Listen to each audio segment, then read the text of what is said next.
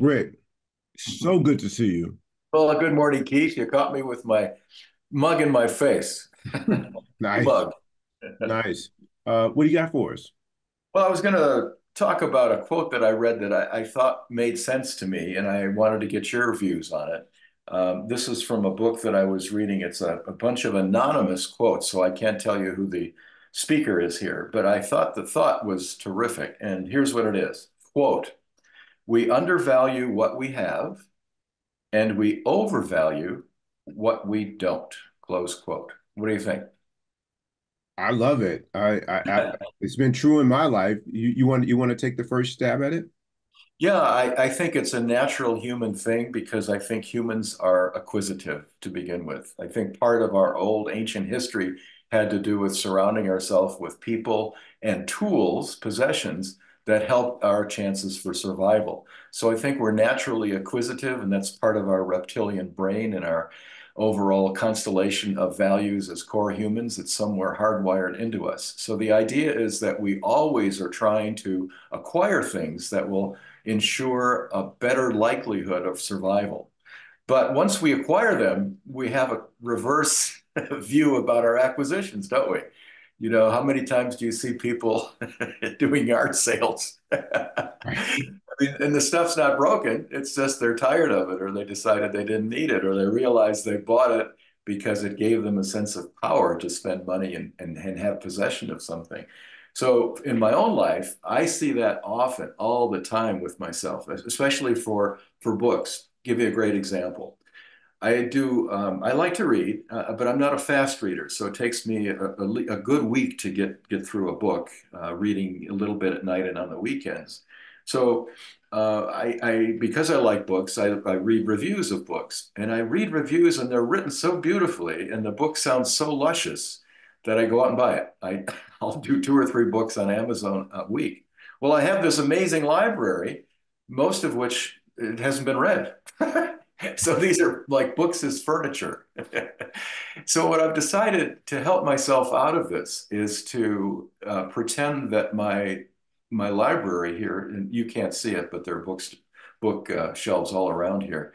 But my library is full, and I was thinking, well, I'm just going to treat this like a store. I'm going to treat this like a library. So here's what I've been doing. One day a week for an hour, I go into my little room here with all the books that I've already bought, and I pretend like I'm in a library, and I'll pick a book down and read something. Now that doesn't appeal to me. I'll pick a book. Oh, that's very interesting. And then that'll lead on to something else. And it's like I'm I lost in love time this. in my bookstore with all the stuff that I've already acquired. So that's an example in my life of trying to develop a strategy to not overvalue what I don't have and to undervalue what I do have. I really value my library now that I've started doing this. Rick, I absolutely love this. Oh man, wow, dropping knowledge. This is so good. Oh man. Okay. I got to tell some friends about this, of exactly what you're doing. Hopefully, they'll listen to the podcast and get it straight from you. But this is amazing. One of the things that I have done a better job of the things that I have of valuing them more and is relationships. Mm. There have been times in my life because I wasn't okay inside that I didn't value relationships. I think I told you about the one time where I was going through a financial hardship in which I was very private and secret about it. I didn't tell anyone about it. I had so much shame over it. And I had some people that I just barely met that drove 14 hours from California because over a 3-week period, I was not answering their phone. I was not taking their calls when they called to check on me. Wow, what great friends, man. That's It's incredible friends. Like I didn't know them that well. So they drove from Thousand Oaks, California, drove all the way down here to see me. No, it was even further than that. They were in the northern part of the bay. So they drove down to see me. And I remember them coming to my house. And I wasn't home, but my neighbor told me that they came by your house. And I was like, who? And they said, well, they said they've been calling you, and there was a lot of missed calls. And they were like, well, they went to go grab a bite to eat, they'll be back. I was like, oh God, why are they coming back? Like I was upset. These people are they're doing a well-being check on me, Rick, and I'm upset that they would do this. So they came back about an hour later. I didn't want to answer the door, but the neighbor across the street, a friendly neighbor, told him, like, no, I saw Keith come in. He's home. I was like, great. So I met them outdoors. It was in the summertime, so it had to be still like 115 degrees outdoors. And they had to ask to use the bathroom for me to invite them inside. So they came inside and we stood there in the foyer for about an hour talking. I didn't offer them a glass of water to see. My whole thing was like, when will they leave? And I was in such a place of shame over my financial situation that it wouldn't allow me to see the gift, see the value in these people wanting nothing but to come and check on me.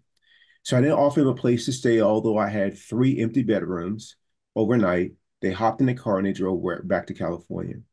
And that stays me today. And so I took that situation of friends that I had that I undervalued, and I said, moving forward, I'm going to show value for those, for the people in my life.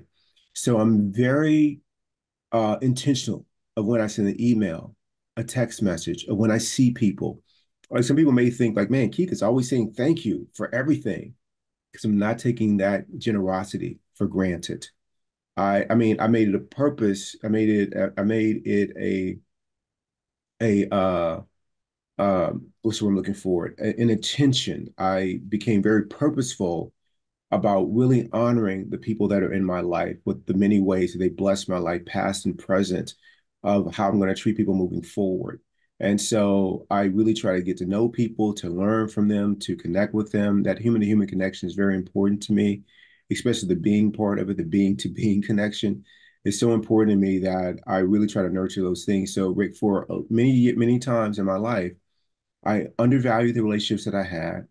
And if it came to a goal that I had, I was looking for the next relationship or the next client or something like that, overvaluing what they would mean to me, as opposed to really valuing the people that are there. And I've gotten much better at being grateful for the people that are in my life.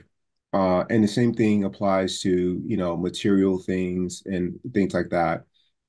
Is I really have come to be grateful for what I have.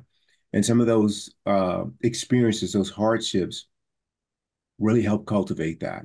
It's like you said with Mark Twain, with regarding a hardship, it's nothing like that to sharpen the mind. Yeah, I think you said that nothing sharpens the mind like you're hanging in the morning, right? And so so nothing like a hardship that you go through that gives you compassion and empathy for what others might go through too. You talk to somebody who's going through a challenging living situation, and you may have been someone who judged the homeless, let you go through it. Let's see, do you still have those strong views about it?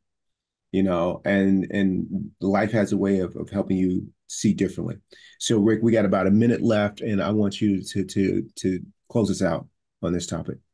Well, thank you, Keith, and let me acknowledge you for a wonderful lesson that was embarrassing, I'm sure, to realize about yourself and to share with others in this format. So I want to acknowledge your vulnerability and the fact that you learned something that was important that now informs your life and makes you feel that you're a better person. So terrific. That's wonderful work.